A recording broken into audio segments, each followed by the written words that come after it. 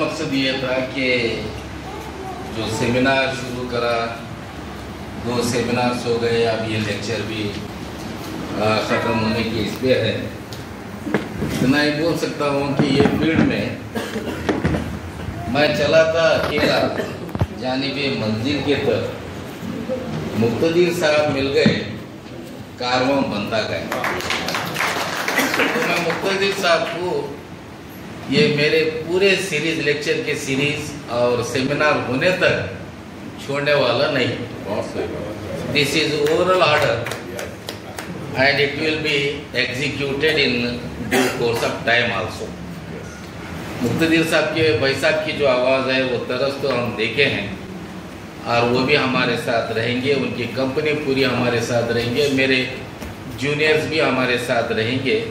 यही टीम के साथ मैं जो काम कर रहा हूँ, इसमें मेरा मकसद ये नहीं है कि जो है इससे कोई शोहरत मिलना बोल के।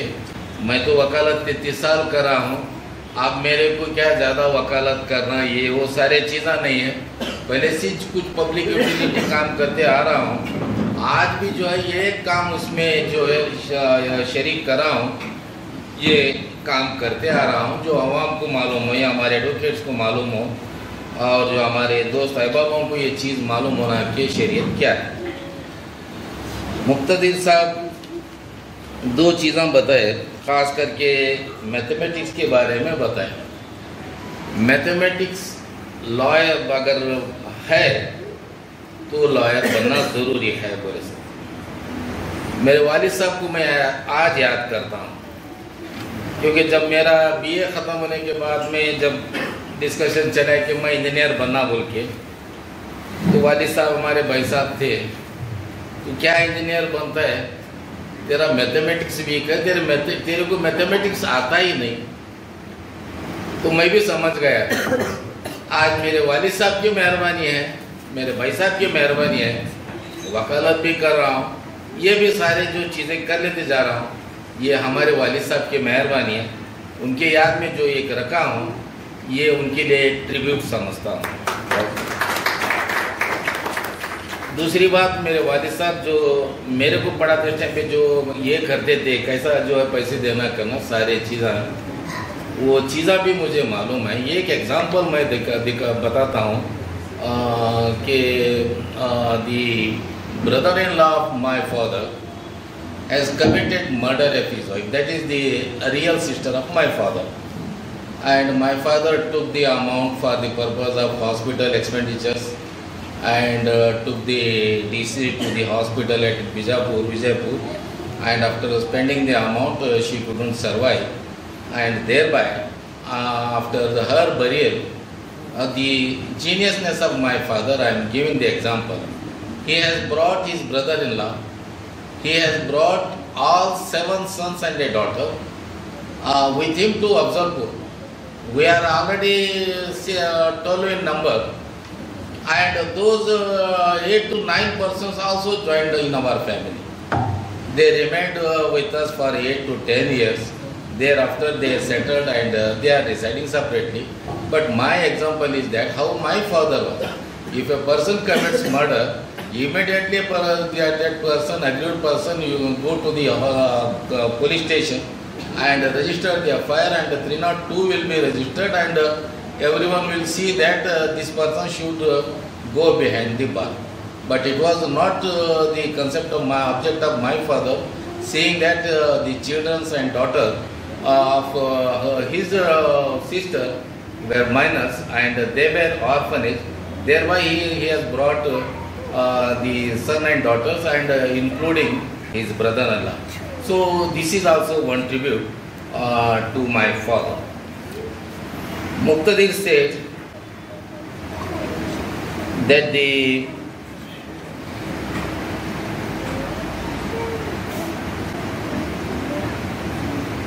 the murderer is disqualified.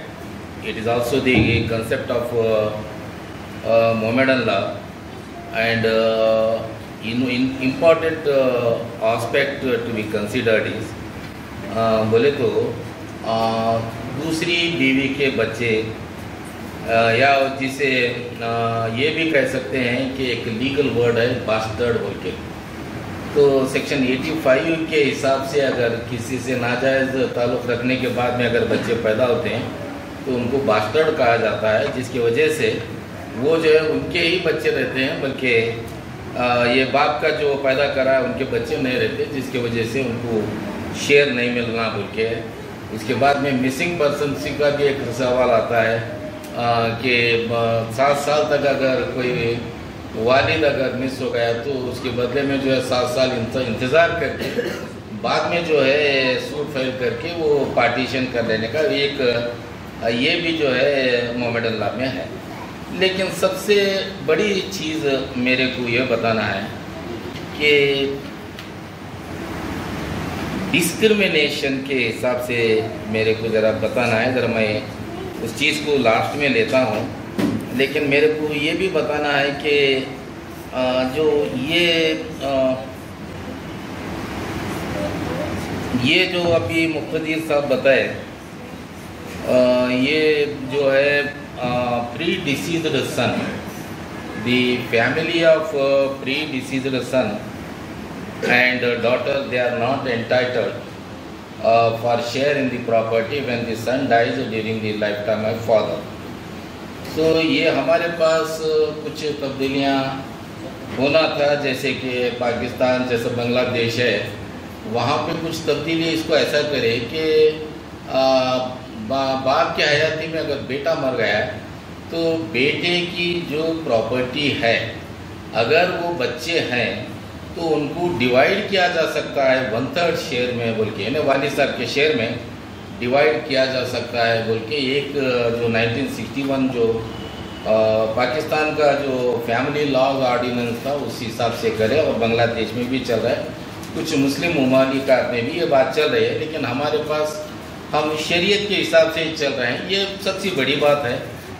ये है एक सवाल जो पूछे कि भाई मरने के बाद वो क्या करेंगे क्या नहीं, बाप मर गया, दादा जो है प्रॉपर्टीज़ में हिस्से नहीं दे रहे, उस वक्त क्या करेंगे बोले तो हम जो है ये चीज़ों में शरीयत को तो छोड़ के जा नहीं सकते।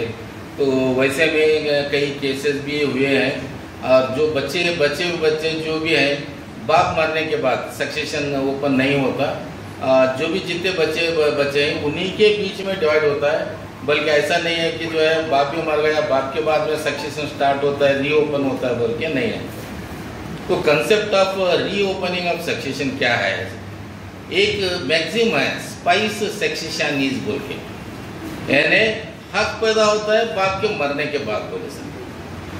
तो उस चीज़ में जो है हमारे को ये देखना ज़रूरी होता है कि मुस्लिम के पहले जितने भी आप जो मुख्तदीर साहब बताए कि यहाँ पे कंसेप्ट ऑफ जॉइंट फैमिली नहीं है, कई डिसीजंस हैं, और दूसरी बात जो है फैमिली टेनेंट इन कॉमन इतना ही बोल सकते हैं। जैसे हिंदू लॉ में जो है अगर बच्चा अभी पेट में है तो जो है उनका शेयर क्रिएट होता है।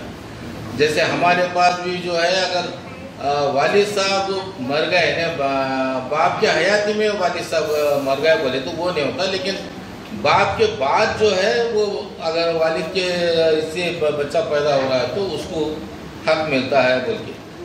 सवाल बहुत से ये होते हैं, लेकिन एक चीज़ ये है कि हमारे मोहम्मदन लॉ के हिसाब से जिसमें कंसेप्ट में ये बताया गया है कि एक्वायरिंग प्रॉपर्टीज, अब जो है वालिद साहब मरने के बाद में सब लोग मिलके रहते हैं, अब सब लोग मिलके हैं तो जो है प्रॉपर्टी का सब जने मिलके जो है शेयर करते हैं, सब जने एंजॉय करते रहते हैं। उसमें बिजनेस भी रहता है, फादर के बिजनेस से भी जो है वो सब मिलके काम करते रहते हैं, जितना भी इनकम उसमें भी आते रहता है, तो सब मिलके जो है आगे चल के जब अगर ना इत्तेफाकी आ गए तो आगे चल के शेयर करने का रहता है।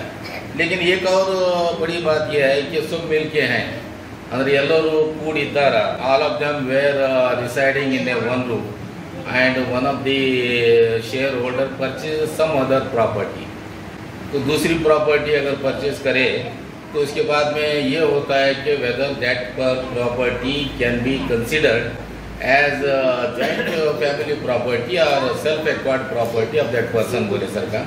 एक हिंदू लॉ में एक ये है कि प्रॉपर्टी अगर कोई हिंदू खरीदी करते हैं, साथ में जो है दूसरे प्रॉपर्टीज़ रहते हैं, वो प्रॉपर्टी और ये प्रॉपर्टीज पूरे मिला के जो है कल्टीवेट करते रहते हैं, सब एंजॉय करते रहते हैं।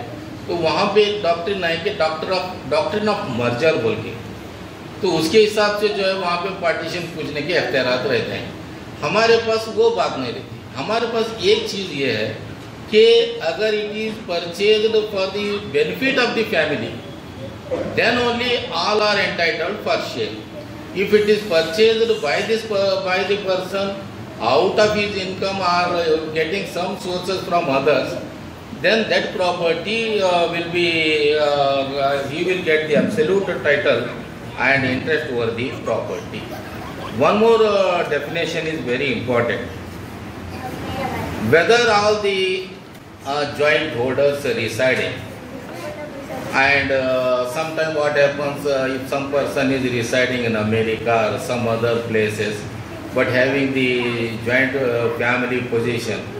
Suppose I am residing in Gulbarga, my property is in Afzalpur, and if someone is cutting the property, it doesn't mean that I am not in possession of the property. उसी तरह अगर वो भी ऐसा ये करे तो whether law of adverse position, बहुत सालों से रहने के बाद जो है law of adverse position applicable होता है क्या बोलते, वो चीज़ों में ये नहीं आता कि लॉ ऑफ एडवर्स पोजीशन में बड़ा इम्पोर्टेंट ये रोल है। उसमें जो है हमारा दूसरा पॉइंट भी देखना है कि आस्टर भी एक बड़ा पॉइंट है। आस्टर, अब हमारे पास बोलते हैं कि जायदाद में माँ बाप जो है बच्चे को आफ करे बोल के बोलते हैं, वो करने की ज़रूरत ही नहीं रहती क्योंकि बाप एब्सोल्यूट ओनर है। तो उस टाइम पे जो है बाप को ये ज़रूरत नहीं पड़ती कि बच्चे को आफ करे बोल के, वैसा भी नहीं रहता। बच्चे को जो है राइट शेयर पूछने का अख्तियार नहीं रहता, तो उस सूरत में जो है वो प्रॉपर्टी को जो है शेयर नहीं पूछ सकते। एक बड़ा अच्छा डिसीजन एक फैसला जेवर की कोर्ट में चला था। उसमें क्या हुआ है कि माँ जो है एक प्रॉपर्टी अपने हस्बैंड के मरने के बाद अपने नाम पे प्रॉपर्टी कर ली। 4 बेटियां थी, चारों बेटियां जो है उस वक्त ये माँ पूछी कि 2 बेटियां की शादी भी करना है। अब वैसे टाइम पे जो है आप कोई भी अगर बेटियां जो शादीशुदा हैं अगर लिए तो ठीक रहता है, अपनी प्रॉपर्टी हमारे पास ही रहती बोल के, लेकिन वो 2 बेटियां हमारे को नहीं है, तुम बेच के जो है शादियाँ करो बोल के बोले। अब वो बच्ची माँ जो है वो बेच के शादियाँ करी। तो 81 का एक सेल डेट था। 81 के बाद में जो है एक बहन दूसरी बहन ही खरीदी करी, यानी बहन के शोहर पैसे देने के बाद दूसरी बहन खरीदी करी और कब्जा लिए। 81 में जो सेल डेट था वो बाद में जो है बहनों की नीयत बिगड़ने के बाद में 1992 में एक लीगल नोटिस भेजे, ये बोले कि प्रॉपर्टी में हमारे को हिस्सा होना है। तो वो लीगल नोटिस के बाद फिर उनको कोई जवाब नहीं आया। इसके बाद में इन्होंने भी जो है 3 साल का अरसा था वो सूट नहीं फाइल करे। बाद में जो है फिर से 98 में एक जो दावा फाइल करे पार्टीशन का। पार्टीशन के दावे में जो है वो हिस्सा ग्रांट करे उनको। ये बोले कि ये जो है प्रॉपर्टी पूरी घर के ख़ानदान की प्रॉपर्टी है और माँ को बेचने के अख्तियार तो नहीं थे। तो उसमें ये भी कोशिश करे कि माँ को जो प्रॉपर्टी दी गई थी जो लेने के बाद में सेल डीड के परमिशन देने के बाद में, और जो है 12 साल तक जो है वो सेल डीड करने के बाद में नहीं चैलेंज करने की वजह से वो प्रॉपर्टी का जो है सेल डीड में नहीं चैलेंज कर सकते। और माँ के जो अख्तियार थे उस टाइम पे जो उनकी हालत थी, अब ऐसा रहता है देखिए हमारे माशरे में ये होता है कि माँ अकेली होती है, बच्चे छोटे रहते हैं, उस टाइम पे पैसे की जब ज़रूरत पड़ती है तो वो खुद डिसीजन लेते हैं। तो that is the absolute right for the mother to dispose of the property. तो यहाँ पे होने के बाद में एक सवाल उठा कि 81 the said deed was of 1981 and the suit is filed of the year 1998. So how the law of limitation act will play the role, that is whether the suit is barred by limitation or not, this is also to be considered by the courts. Now, one important decision of the Patna High Court, it was submitted, wherein the mother, once she acquired a title and she sold the property, that property should have been challenged by these daughters within the stipulated period of 3 years. In fact, in the Mohammedan Law or Limitation Act, General Law of Limitation Act, जिसमें जो है property अगर cell हो गई, knowledge है, तो with in 3 years अगर सीडीड को चैलेंज करे तो उस वक्त जो है तुम्हारा जो है पार्टीशन जो मिलना है वो मिल सकता है बोले सकती है। अगर property from the date of knowledge तुम सीडीड करे तो वो प्रॉपर्टी का लिमिटेशन, जैसे कि पार्टीशन दावा जब फाइल होता है तो उसका limitation from the date of denial it is 12 years। ಯಾವುದೇ ದಾವೆ ಅಂದರೆ ಹಿಂದೂ ಅಥವಾ ಮುಸ್ಲಿಂ ಪಾರ್ಟಿಗಳು ದಾವೆ ಆಗಬೇಕಾದ್ರೆ 12 ವರ್ಷ ಅಂದರೆ ಯಾವ ತಾರೀಕಿಗೆ ಕೊಡೋದಿಲ್ಲ ಅಂತೇಳಿ ಹೇಳ್ತಾರೆ। काज ऑफ एक्शन भी बड़ा इम्पॉर्टेंट ये एस्पेक्ट है। हमारे वकीलों को भी ये चीज़ मालूम है कि unless that person denies that you are not having share, then only the cause of action will arise and the suit can be filed. तो वहाँ पे एक लिमिटेशन एक्ट का इतना बड़ा ये रहा कि 12 years होने के बाद you cannot challenge the ceded itself. This is the settled position of law. So thereby the law of adverse position will start. हमारे को परेशानी क्या होती थी कि एक मालिक का जो है टाइटल अगर हम माने तो आपका पोजीशन कैसा है कि हम ओनरशिप जो है नहीं पूछ सकते, शेयर नहीं पूछ सकते, क्योंकि हम सामने वाले की ओनरशिप माने हैं। लेकिन ये ओनरशिप मानने के बाद में भी 12 years अगर हो गया तो वो जो है लिमिटेशन पे पूछना है। एक और बड़ा सवाल ये होता है कि 40-50 साल तक चुप रहने के बाद में एक सूट फाइल करते हैं। सूट फाइल करके बोलते हैं कि वो सूट में हमारे को जो है हिस्सा होना, हमारे वालिद साहब मरे और जितने भी जो है प्रॉपर्टीज़ के नामा है इन्होंने बाद में चढ़ा लिए, तो ये जो है आदमियों को ज़्यादा बेनिफिट होता है। वो हिसाब से जो मैं बता रहा हूँ, तो वहाँ पे एक सवाल आता है कि आफ्टर का जो प्रिंसिपल है, अब मिल के रहना और शेयर पूछना, ये एक टेनेंट इन कॉमन है। अगर एक आदमी बोलता है कि मैं जो है तुम्हारी प्रॉपर्टी का मालिक बन गया, तुम्हारे प्रॉपर्टी के कब्जे में हूँ और मैं जो है मालिक हूँ बोल के जब बोलने के बाद में सारे चीज़ें मालूम होने के बाद में भी कुछ लोगों की ये रहती है कि जहाँ देख कितने साल करता है करन जब बाद में तो हम ही देखेंगे कानून है तो बोल के जो बैठ जाते हैं। अब 12 साल होने के बाद में यही लॉ ऑफ एडवर्स पोजीशन आने वाला। उन्होंने ये साबित करते हैं कि भाई 12 साल पहले भी मैं बताया था कि इनको जो है प्रॉपर्टी इनकी नहीं है मेरी है बोल के कुछ रिकॉर्ड्स भी ये थे। ये मालूम रहने के बाद में भी जो है इन्होंने जो दावा फाइल करें ये by way of adverse position, even if I am not owner of the property, on the basis of position I am entitled to claim the title over the property by way of adverse position. After का एक बड़ा important decision recently आया, एक decision 2023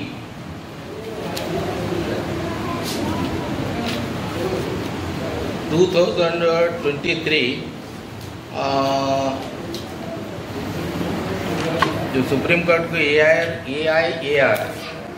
AIAR 2023 supreme court Manjeet Singh versus all concern बोल के एक decision आया जिसमें एडवर्स पोजीशन का बहुत बड़ा जिक्र किया गया है, लिमिटेशन का भी उसमें ज़्यादा से डिटेल में बताया गया और आफ्टर भी बड़ा डिटेल में बताया गया।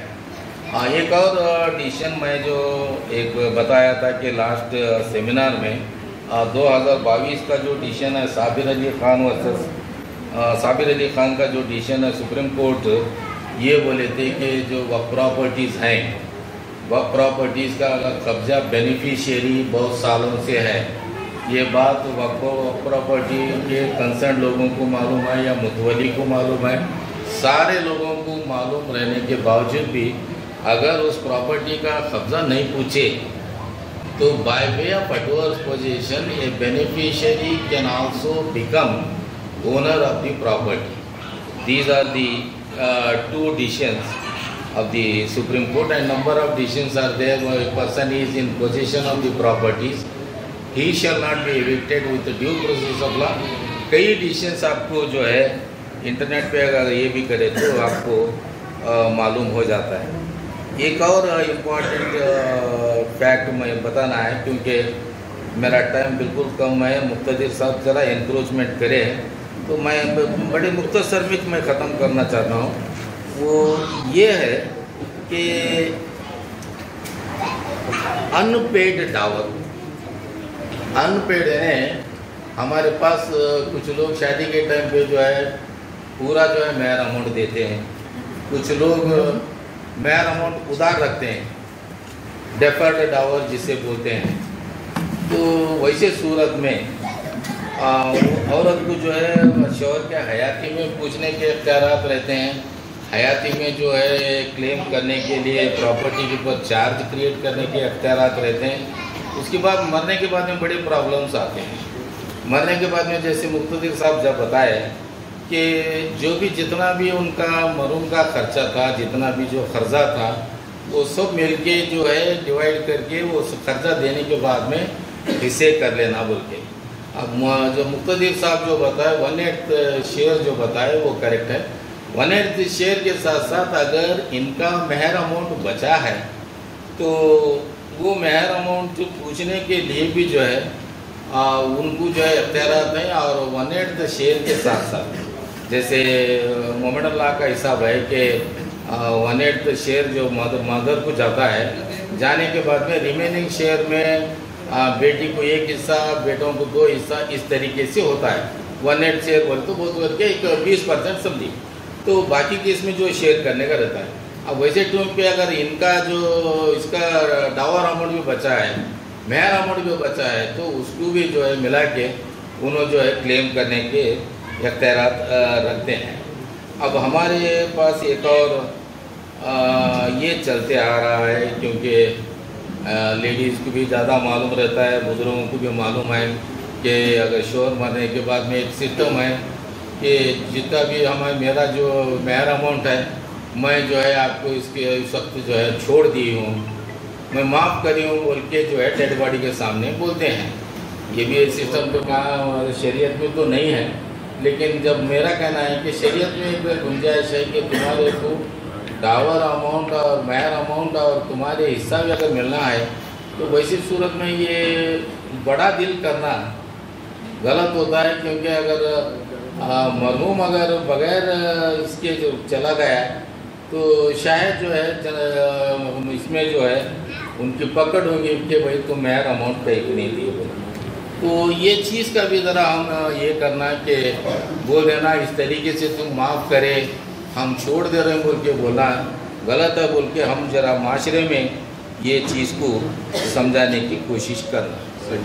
एक इम्पॉर्टेंट जो डिस्कशन चल रहा है कि कॉमन सिविल कोड क्यों नहीं अप्लाई करना बोल के, क्योंकि हमारे पास भी थोड़े बहुत से डिस्क्रिमिनेशन दिख के आते हैं और हिंदू लॉ में भी थोड़े डिस्क्रिमिनेशन है. ऐसा नहीं है कि हिंदू लॉ जहाँ पे पार्टीशन ಅಂದರೆ ಹಿಂದೂ ಲಾದಲ್ಲಿ ಯಾವಾಗ ಸೆಕ್ಷನ್ 6 ಏನು ಸಕ್ಸೆಷನ್ ಆ್ಯಕ್ಟ್ ಬಂತು ಆ 6 ಪ್ರಕಾರ ಏನಪ್ಪ ಅಂದ್ರೆ ಅಕ್ಕ ತಂಗಿ ಬಾಯಿ ಬರ್ತ್ ಏನಪ್ಪ ಅಂದ್ರೆ ಅವರಿಗೆ ಹಿಸ್ಸೆ ಕೇಳೋ ಅಧಿಕಾರ ಅಂತೇಳಿ ಮೊದಲು ಶಾಸ್ತ್ರೀಯ ಲಾ ಇದ್ದಾಗ 1954ಕ್ಕಿಂತ ಮೊದಲು ಆ ಕಾನ್ಸೆಪ್ಟ್ ಆಫ್ ಜಾಯಿಂಟ್ ಫ್ಯಾಮಿಲಿಯಲ್ಲಿ ಅವರು ಇರಲೇ ಇಲ್ಲ. ಈಗ ಈ ಆ್ಯಕ್ಟ್ ಮಾಡಿ ಇದನ್ನೇ ರೆಟ್ರಾಸ್ಪೆಕ್ಟಿವ್ ಮಾಡಿದ್ರು. ಅಂದ್ರೆ ಈ ಆ್ಯಕ್ಟ್ ಮಾಡಿದ್ರಿಂದ ಅದೆಲ್ಲ 54 ನಂತರದ್ದು ಏನು ಆಗಿವೆ ಅವೆಲ್ಲ ಪ್ರಕರಣಗಳು ಇದರಲ್ಲೇ ಕನ್ಸಿಡರ್ ಮಾಡಬೇಕಂತೇಳಿ ರೆಟ್ರಾಸ್ಪೆಕ್ಟಿವ್ ಮಾಡಿದ್ರು, ಪ್ರಾಸ್ಪೆಕ್ಟಿವ್ ಮಾಡಲಿಲ್ಲ. ಆದರೆ ಅದರಲ್ಲಿ ಒಂದು ನಂತರ ತಿಳಿದ ಪ್ರಕಾರ 2005ರಲ್ಲಿ ಯಾವಾಗ ಆ್ಯಕ್ಟ್ ಬಂತು ಹಿಂದೂ ಹಿಂದೂ ಲಾದ ಮೇಲೆ ಹಿಂದೂ ಸಕ್ಸೆಷನ್ ಮೇಲೆ ಅವಾಗೇನಪ್ಪ ಅಂದರೆ ಅದು ಅದರಲ್ಲಿ ಒಂದು ಕ್ಲಾಸ್ ಮಾಡಿದ್ದಾರೆ 2005 ಫೆಬ್ರವರಿಗಿಂತ ಮೊದಲು ಏನಾದರೂ ಆ ಪ್ರಾಪರ್ಟೀಸ್ ತಂದೆ ಡಿಸ್ಪರ್ಸ್ ಮಾಡಿದ್ರೆ ಆ ಹೆಣ್ಣು ಮಕ್ಕಳಿಗೆ ಕೇಳೋ ಅಧಿಕಾರ ಇಲ್ಲ. ಅಲ್ಲಿನೂ ಡಿಸ್ಕ್ರಿಮಿನೇಷನ್ ಇತ್ತು. ಬೈ ಬರ್ತ್ ಅಂತೇಳಿ ನೀವು ಹೇಳಿದಾಗ ಬೈ ಬರ್ತ್ ಗಂಡು ಮಗನೂ ತಗೋತಾನ, ಹೆಣ್ಣು ಮಗಳು ತಗೋಬೇಕು. ಆವಾಗ ಅವರೆಲ್ಲ ಆಸ್ತಿ ಮಾರಿದ್ರೆ ಹೆಣ್ಣು ಮಗಳಿಗೆ ಎಲ್ಲಿ ಹೋಗ್ಬೇಕು? ಅಲ್ಲಿನೂ ಕೆಲವು ಡಿಸ್ಕ್ರಿಮಿನೇಷನ್ ಇದೆ. ಬಟ್ ನಮ್ಮಲ್ಲಿ ಡಿಸ್ಕ್ರಿಮಿನೇಷನ್ ಏನಿದೆ, ಮಗನಿಗೆ ಅಂದ್ರೆ मगनिಗೆ 2 हिस्से ಅಂದರೆ बेटे को 2 हिस्सा, बहन को 1 हिस्सा और माँ को जो है 1/8, बाप को जो है 1/6. इस तरीके से जो है शेयर डिवाइड करके जो डिस्क्रिमिनेट करे हैं, जिसकी वजह से एक सवाल उठा है कि जो आर्टिकल 23 ऑफ द कॉन्स्टिट्यूशन में हस्बैंड एंड वाइफ यानी man and women they are equal जब बोलने के बाद में ये डिस्क्रिमिनेशन कैसा करे बोल के। और एक बहुत अच्छा ये सवाल उठाए थे मैडम कि जैसे ही जो है बेटा मरता है बाप क्या है क्या, if son dies during the life time of father then his heirs are not entitled to claim share in the property.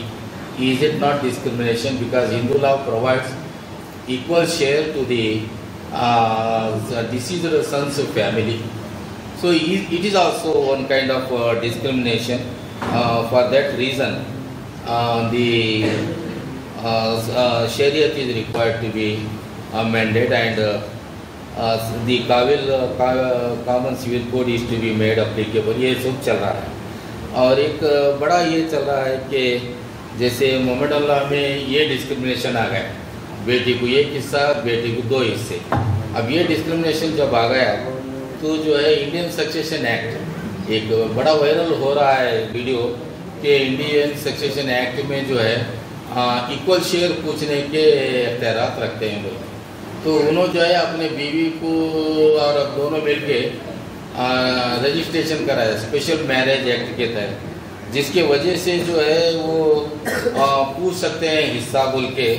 इस तरीके से इंडियन रजिस्ट्रेशन एक्ट के मुताबिक जो है वो शादी करके बाद में जो है इसमें हिस्सा पूछे, लेकिन वो कामयाब नहीं हुए. और मेरा ये ख़ास करके कहना है कि सूरह निसा में ये सारे चीज़ा का ये मेंशन है.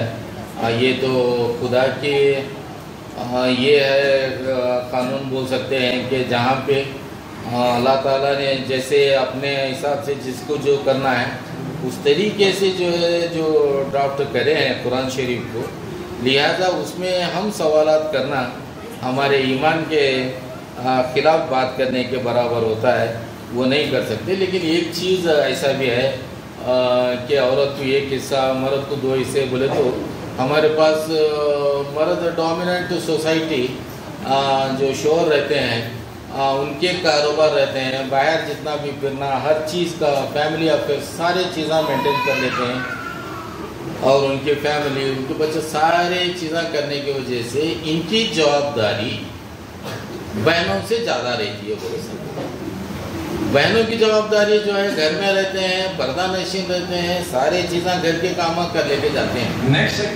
लेकिन जब तक उनको ये करना एजुकेशन बोलिए, जब हमारी सोचने की बात है उनकी शादी बोलिए जितने ज़्यादा खर्चा करके करना.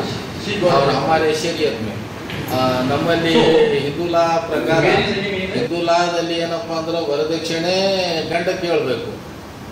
ನಮ್ಮಲ್ಲಿ ಮುಸ್ಲಿಂ ಲಾದಲ್ಲಿ ಏನಪ್ಪ ಅಂದರೆ ಗಂಡನೇ ವರದಕ್ಷಿಣೆ ಕೊಟ್ಟು ಲಗ್ನ ಮಾಡ್ಕೋಬೇಕು. ಇದು ಇದೆ, ಆ ಸೊಸೈಟಿ ಆಧಾರದ ಮೇಲೆ ಇದೆ. ಈಗ ಆನಂತರ ಒಂದು ಶಾಬಾನು ಕೇಸು 1986ದಲ್ಲಿ ಆಯಿತು. ಆ ಶಾಬಾನು ಕೇಸಿನಲ್ಲಿ ಏನಪ್ಪ ಅಂದ್ರೆ ಗಂಡ ತಲಾಕ್ ಕೊಟ್ಟರು ಮೇಂಟೆನೆನ್ಸ್ ಕೊಡಬೇಕು ಅಂತೇಳಿ ಆಯಿತು. ಒಂದು ಆ್ಯಕ್ಟ್ ಆಯಿತು. ಮತ್ತು 86ನಲ್ಲಿ Muslim women's protection of divorce act ಅಂತೇಳಿ ಅದ್ರಾಗ ಏನದ ಈಗ ನಾವು ಸಫಿಷಿಯೆಂಟ್ ಮೇಂಟೆನೆನ್ಸ್ ಅಂತೀವಿ. 125 ಪ್ರಕಾರ ಸಫಿಷಿಯೆಂಟ್ ಮೇಂಟೆನೆನ್ಸ್ ಅಂತೀವಿ. ಸಫಿಷಿಯೆಂಟ್ ಮೇಂಟೆನೆನ್ಸ್ ಏನಪ್ಪ ಅಂದರೆ ಒಂದು ರೀತಿಯಿಂದ ಲಂಸಮ್ ಅಮೌಂಟು ನೀವೇನದ ಗಂಡನ ವಿರುದ್ಧ ಕೇಳಬೇಕು ಅಂತೇಳಿ. ಆ ಆಲ್ಮೋಸ್ಟ್ ಡಿಸಲ್ಯೂಷನ್ ಆಫ್ ಇದು Muslim marriage protection of Muslim marriage ಆ್ಯಕ್ಟ್ನಲ್ಲಿ ಮ್ಯಾಜಿಸ್ಟ್ರೇಟ್ ಅವರಿಗೆ ಕೊಟ್ಟಿದ್ದಾರೆ. ಆ ಪ್ರಕಾರ ಅವರು ಡಿಸೈಡ್ ಮಾಡಬೇಕು ಅಂತೇಳಿ. ಈ ಪ್ರಕಾರ ಸ್ವಲ್ಪ ಡಿಸ್ಕ್ರಿಮಿನೇಷನ್ಸ್ ಇದೆ, ಶಾರ್ಟ್ ಡಿಸ್ಕ್ರಿಮಿನೇಷನ್ಸ್ ಆದ್ದರಿಂದ that cannot be considered that the Islam is somewhat not favoring the women because the word says that all are equal even in the Shariat also. So in this regard the this wife marriage another. Muqtadir has given the detailed lecture and the word used by Muqtadir is relating to unpaid debt and no नमाज जनाजे की नमाज होती नहीं बोल के वो भी ये बातें बताएं. इनको हाईलाइट करना चाहिए. वो लोग जो है हमारे बाप लिए होंगे, हमारे तो क्या भूल के लिए क्या हमारे बाप लिए बोले तो कौन से प्रॉपर्टी वो नहीं लिए. हम जो है प्रॉपर्टी के हम मालिक हैं, हम कहीं को देंगे. कौन गवाह थे, कौन आए थे, कौन गए थे, सारे चीज़ें सवालों का जो है पूरा एक बकेला खड़ा करते हैं. तो इस तरीके से जो है हमारे को ये भी एक ये करना चाहिए, क्लियर करना चाहिए कि जो है बाप का कर्जा दूसरे दिन ही कर्जा रख के जो है हम प्रॉपर्टियाँ डिवाइड करना या कर्जा रख के जो है उधारा रख के हम दूसरे काम करते जाना ये शरीयत में परमिसेबल नहीं है. जैसे हिंदू लॉ में भी वही बात है, debt of father is to be paid first बोल के. तो इस तरीके से एक और एक डिसीजन जो हमारे हाईकोर्ट का था कि यार 2004 कर्नाटका पेज 295 इब्राहिम अहमद पटेल वर्सेस जमरुद भी बोल के इस फैसले में जो है ये predeceased the heirs of predeceased sons are not entitled to claim share in the property. तो इसके बारे में भी कई डिसीजंस हैं वो भी बताए तो भी जो है बहुत ये टाइम भी लगता है जिसको डिस्कशन करने के लिए. तो मेरा ये कहना है कि जितने भी हम कोशिश इस वक्त कर रहे हैं हमारे कौम को जो है उसका फ़ायदा पहुँचे, हमारे वकीलों को फ़ायदा पहुँचे और जितने भी मेरे बहनें हैं उनको भी जो है ये सारी चीज़ों का जो है फ़ायदा पहुंचने के लिए ये किया गया है. आज जो है आप इतने लोग आए, पहला लेक्चर था और मुख्तदिर साहब भी बड़ी खूबसूरत अंदाज में बताया और उसके बाद में मैं भी जो है इस चीज़ को आप सब लोगों को शुक्रिया अदा करते हुए क्योंकि हमारे सेडम के वकील साहब लाल अहमद वकील साहब भी आए हैं तो एक सिर्फ मैसेज पे आए हैं कि हमारे मेरे दोस्त मकसूद साहब हैं और हमारे असद अंसारी साहब रिटायर्ड. ये सब आप लोगों के आने की वजह से और भी हमारे को हिम्मत बढ़ गई.